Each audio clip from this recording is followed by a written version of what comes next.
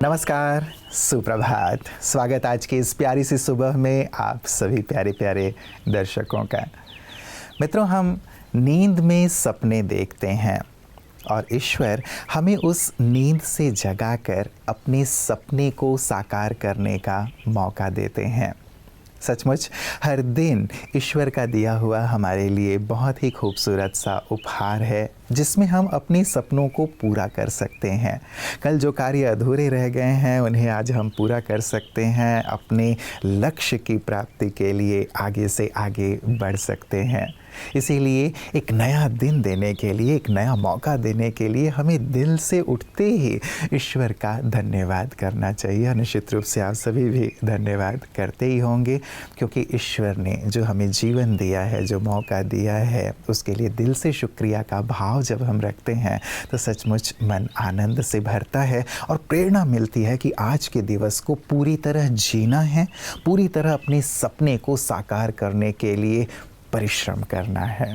तो आइए ईश्वर का सुंदर धन्यवाद करते हुए चलते हैं आज के सुवाक्य की ओर। हर जिम्मेवारी परमात्मा को सौंप कर निभाएं। एक छोटे बच्चे को कभी यह चिंता नहीं होती कि उसके काम कैसे होंगे, क्योंकि उसे यह संपूर्ण भरोसा होता है कि उसके माता पिता उसकी हर आवश्यकताओं को पूर्ण जरूर करेंगे। यानी यह महसूसता रहती है कि हमारे ऊपर भी कोई है जो हमारे सारे बोझ अपने ऊपर लिए हुए हैं। ठीक उसी प्रकार हम अपने सारे बोझ उस बेहद के माता पिता परमात्मा को अर्पण करके चले, जिम्मेवारी निभाएं, लेकिन उसके बोझ में ना आए। हमें भी यह महसूसता रहे कि हमारे ऊपर भी कोई है जो हमारे सारे बोझ उठाने को तैयार है। जब इस स्मृति में हम अपने सारे काम करेंगे तो निश्चित ही हम अपने भारी कामों में भी बोझमुक्त अनुभव करेंगे। मित्रों, संसार के सभी धर्म इस बात को स्वीकार करते हैं कि ईश्वर से ना डरो, क्योंकि ईश्वर तो फिर भी माफ़ कर देते हैं। लेकिन डरना है तो अपने कर्मों से डरो, क्योंकि कर्म कभी भी पीछा नहीं छोड़ते। अच्छे कर्मों का, बुरे कर्मों का फल अवश्य मिलता है। इसीलिए जब कभी कोई व्यक्ति विपदा में होता है तो आपने उन्हें कहते हुए सुना होगा कि पता नहीं किस जन्म के कर्म का फल मुझे प्राप्त हो रहा है। मित्रों, कर्म सचमुच बहुत ही महत्वपूर्ण है हमारे जीवन के लिए, और उसका असर वर्तमान में भी और आने वाले कल पर भी पड़ता है। तो क्यों ना हम अपने तन, मन, धन, जन सबका सुख यदि प्राप्त करना चाहते हैं तो हम अच्छे कर्मों पर ध्यान दें। हमारे कर्म सुखदायी हों, हमारे कर्म ऐसे हों जो औरों को सुकून देने वाले हों, हमारे कर्म ऐसे हों जो औरों से हमें दुआएं ही प्राप्त हों। तो सचमुच वर्तमान और भविष्य सुंदर बनता चलेगा। तो आइए अपने कर्मों को सुंदर, श्रेष्ठ, सुखदायी बनाने के संकल्प के साथ चलते हैं अपने अगले सेगमेंट की ओर। ओम शांति। जुवेनाइल ओबेसिटी यानी कि बच्चों में मोटापा, ये भी बहुत कॉमन होता जा रहा है। तो इसके रीज़न क्या है? हमें पता है कि आज के दिन में बच्चे उतना ज़्यादा फिज़िकल एक्टिविटी नहीं करते, यानी कि खेल कूद कम हो गया है। बहुत ज़्यादा मोबाइल यूज़ करना, बहुत ज़्यादा लैपटॉप में रहना, सिडेंट्री लाइफस्टाइल बच्चों में भी हो गया है। तो इस वजह से वेट गेन होने लगता है। दूसरा है फास्ट फूड। फास्ट फूड तो मम्मियाँ या पेरेंट्स लेके दे देते हैं बच्चों को, जिसकी वजह से फास्ट वेट भी बढ़ता है। और तीसरा रीज़न है हार्मोनल इम्बैलेंस। तो हार्मोनल इम्बैलेंस के लिए तो हम डॉक्टर के पास जाकर सलाह मशवरा कर सकते हैं, लेकिन अगर आपके बच्चे में इनएक्टिविटी है, लैक ऑफ एक्टिविटी है, ज़्यादा वो एक्सरसाइज नहीं करता है, खेल कूद नहीं करता है, तो कहीं ना कहीं आपको बच्चे को मोटिवेट करना होगा कि वो बाहर जा कर के खेले, बहुत सारे आउटडोर एक्टिविटीज़ करे, जिससे उसका वेट कम हो। और दूसरे नंबर पे है, दूसरा मैं तो कहूँ ये बहुत इम्पॉर्टेंट है, भोजन पे ध्यान देना। अगर बच्चे को फास्ट फूड बहुत पसंद है, जैसे बर्गर है, पिज़्ज़ा है, ब्रेड्स है, चॉकलेट्स है, आइसक्रीम्स है, तो हमें पता है ये सारी चीज़ों से बच्चे का वेट बढ़ रहा है, लेकिन माँ को लगता है चलो बच्चा कुछ नहीं खा रहा है घर का भोजन तो यही उसको खरीद के दे। तो कहीं ना कहीं मुझे लगता है मम्मियों को भी एफर्ट्स डालना पड़ेगा कि हम इसी चीज़ को घर में किस तरह से थोड़ा अलग तरीके से बनाएं, हेल्दी वे में बनाकर बच्चे को खिलाएं, ताकि बच्चे का टेस्ट भी डेवलप हो। तो बहुत ज़रूरी है ये इनिशिएटिव मम्मियों को लेना पड़ेगा कि बच्चों में वेट गेन ना हो, वो अच्छी तरह से अपने बच्चों को घर में ही टेस्टी और पौष्टिक आहार बना के खिलाए, अलग अलग तरीके से खिलाए।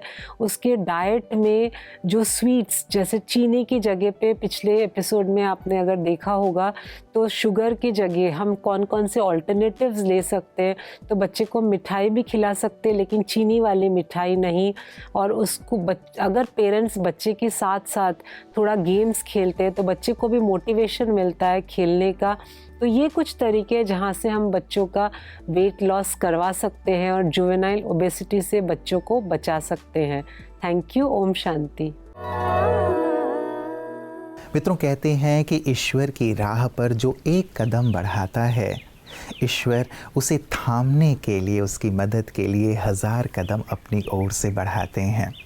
देखा ये जाता है कि हम अपने जीवन के सारे कार्य तो समय पर करते हैं, उनके लिए हम समर्पित रहते हैं, लेकिन जहाँ कहीं ईश्वर की याद की बात आती है, उसके लिए वक्त निकालने की बात आती है, तो हम कहते हैं कि इसके लिए वक्त नहीं है। विश्वास मानिए, आप ध्यान के लिए, मेडिटेशन के लिए, ईश्वर के लिए वक्त निकालिए, फिर आप पाएंगे कि कैसे आपके कार्य बहुत सहज सरल होते जा रहे हैं, सफल होते जा रहे हैं। इसका भी अनुभव जीवन में अवश्य कीजिए। जैसा कि मैंने कहा कि आप एक कदम बढ़ते हैं ईश्वर की ओर, 1000 कदम ईश्वर आपकी ओर बढ़ते हैं।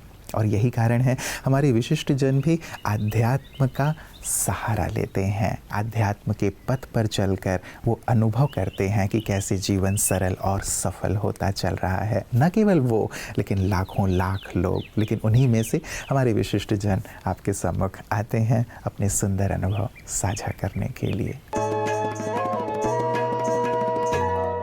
पता नहीं, मुझे ये धारणा बहुत ही गलत धारणा है और ये हमारे देश में पहले नहीं थी। अगर आप थोड़ा सा पीछे जाके देखोगे तो हमारे देश में जब कोई बच्चा अपने शिक्षा का जीवन शुरुआत करता था जी, तो उसकी शुरुआत आध्यात्मिक ज्ञान से ही होती थी। आप ऋषि मुनियों के आश्रम में जो हमारे बच्चे जाते थे जी। पढ़ने के लिए, और उनका जो विद्यार्थी दशा शुरू होती थी जीवन की, इसका बेस सिर्फ विद्यार्थी दशा की मैं बात नहीं कर रहा हूँ, जीवन का जो फाउंडेशन है, पूरे जीवन का, जीवन को जीने का, जीवन को समझने का, जीवन के प्रति अपना दृष्टिकोण विकसित करने का, ये सब है अध्यात्म से जुड़ा हुआ। तो मैं ये समझता हूँ, मैं इस बात को लेकर आग्रही हूँ, सिर्फ समझता नहीं हूँ, कि इस बारे में हमें पुनः विचार करने की बहुत जरूरत है। और अध्यात्म का और व्यवहारिक जीवन का कभी क्रॉस कनेक्शन नहीं होता है, ये एक दूसरे को परस्पर पूरक है जी, रेल की पटरी की तरह है जी, जी, जी। ये आध्यात्मिकता है, ये जीवन की व्यवहारिकता है, और इसके ऊपर अपने जीवन की ये रेलगाड़ी चलती है। मित्रों, परमात्मा द्वारा बनाई गई इस सृष्टि में हर व्यक्ति समान है, चाहे उसका रंग, रूप, जाति, धर्म, गोत्र कुछ भी हो, लेकिन ईश्वर ने उन्हें समान रूप से बनाया है। विचार कीजिए कि जब कभी भी किसी भी धर्म, किसी भी संप्रदाय, किसी भी रंग रूप का व्यक्ति ईश्वर की प्रार्थना करता हो, तो क्या ईश्वर पहले ये देखते होंगे कि ये किस जाति का है या किस रंग का है, किस वर्ग को ये बिलोंग करता है, उसके बेस पे मैं सुनूंगा या नहीं सुनूंगा, टाइम दूंगा या नहीं दूंगा, या इतना दूंगा इतना नहीं दूंगा? बिल्कुल नहीं। वो इन सब चीज़ों को देखते ही नहीं हैं। वो तो समान रूप से सबको प्यार देते हैं, सबको शक्ति देते हैं, सबको वरदान देते हैं, सभी की कामनाओं को पूर्ण करते हैं। तो जब हमारे पिता परमात्मा सभी को समान रूप से देखते हैं, तो क्यों ना हम भी सभी को समान रूप से देखें, समान रूप से स्नेह और सम्मान दें, न कि इस आधार पर कि कौन नौकर है, कौन मालिक है, कौन किस धर्म का है, किस जाति का है, ये असमानता और दूरियां पैदा करता है। मित्रों, हम तो एक विश्व परिवार के हैं, तो क्यों ना ईश्वर की दृष्टि हम भी अपनाएं और सभी के बीच प्यार और सम्मान की सरिता प्रवाहित करें। और यही देखने में आता है ब्रह्मा कुमारीज़ ऑर्गेनाइजेशन में भी। यहाँ ब्रह्मा कुमारी बहनें सभी को एक समान भाव से देखती हैं, समान रूप से सबसे व्यवहार करती हैं। इसीलिए यहाँ हर जाति, हर भाषा, हर धर्म, हर वर्ग, हर रंग के लोग आपको मिलेंगे। आइए देखते हैं ब्रह्मा कुमारीज़ की इन्हीं सुंदर सेवाओं को पीस न्यूज़ हाइलाइट्स में। भगवद गीता सबसे प्रतिष्ठित हिंदू धर्म ग्रंथों में से एक है, जिसे न केवल भारत में बल्कि दुनिया भर में पढ़ा और सम्मान किया जाता है। और ब्रह्मा कुमारीज़ में गीता को सही सार में समझा जाता है और आचरण में भी लाया जाता है। इस संदर्भ में सिविल लाइन स्थित ब्रह्मा कुमारी सेवा केंद्र प्रभारी बीके लक्ष्मी बहन के नेतृत्व में अमकुही कटनी स्थित सोनालेक पेंट फैक्ट्री में सकारात्मक परिवर्तन वर्ष के अंतर्गत 2 दिवसीय सम्मेलन किया गया, जिसमें पहले दिन आयोजित विराट संत सम्मेलन में धर्म संवाद के विषय गीता से वैश्विक समस्याओं का समाधान पर चर्चा हुई। कार्यक्रम का शुभारंभ दीप प्रज्वलन से किया गया। इस कार्यक्रम के दौरान धार्मिक प्रभाग इंदौर जोन के जोन कोऑर्डिनेटर बीके नारायण भाई ने आज के समाज की हालतें बताते हुए ऐसा कहा। इतने भौतिक संसाधन इकट्ठे होने के बावजूद हमारा आंतरिक जीवन खोखला होता जा रहा है। इससे एक व्यक्तिगत जीवन में आत्मविश्वास की कमी होती जा रही है। अनंतर बीके पुष्पा ने गीता के बारे में बताते हुए कहा कि तो जब इस ईश्वरीय विश्वविद्यालय के संबंध संपर्क में आए, तब समझ में आया कि वास्तव में गीता का जो योग है वो इस ईश्वरीय विश्वविद्यालय में ही सिखाया जाता है। अपने वक्तव्य में सतना के आचार्य परमानंद जी ने ब्रह्मा कुमारी संस्था के संस्थापक पिताश्री ब्रह्मा बाबा और इस संस्था की प्रशंसा करते हुए कहा कि पवित्र गृहस्थाश्रम का जो न्यू फाउंडेशन हमारे ब्रह्मा बाबा ने रखा, और आज इस संस्था में ऐसे हजारों नहीं लाखों भाई बहन हैं जो पवित्र रह करके पूरे विश्व को, पूरी प्रकृति को पवित्रता का सकाश दे रहे हैं। कार्यक्रम के अंत में महापौर प्रीति संजीव सूरी ने ब्रह्मा कुमारी संस्था के प्रयागराज के धार्मिक प्रभाग की अध्यक्ष मनोरमा दीदी को अभिनंदन पत्र भेंट कर उनका सम्मान किया।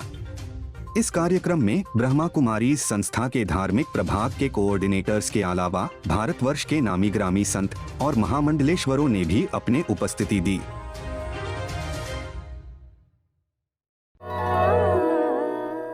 मित्रों, चलते चलते एक बहुत ही महत्वपूर्ण बात, कहीं एक प्रेरक पंक्ति लिखी हुई थी कि कभी भी किसी की परेशानी को देखकर आनंदित ना हो, कहीं ईश्वर वही गिफ्ट आपको ना दे दे, क्योंकि कहा जाता है कि जिस चीज़ में आपको आनंद की प्राप्ति होती है वही चीज़ ईश्वर और ये कायनात आपको प्रदान कर देती है।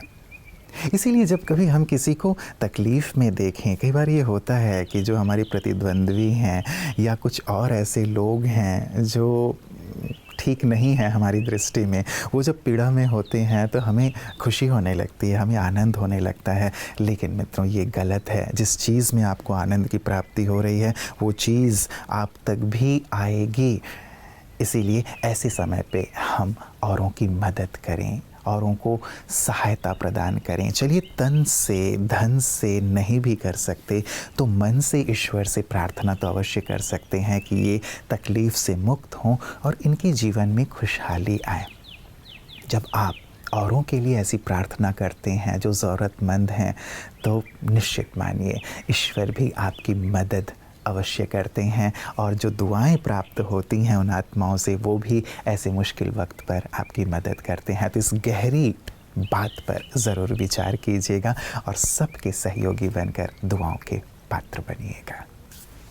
नमस्कार, ओम शांति।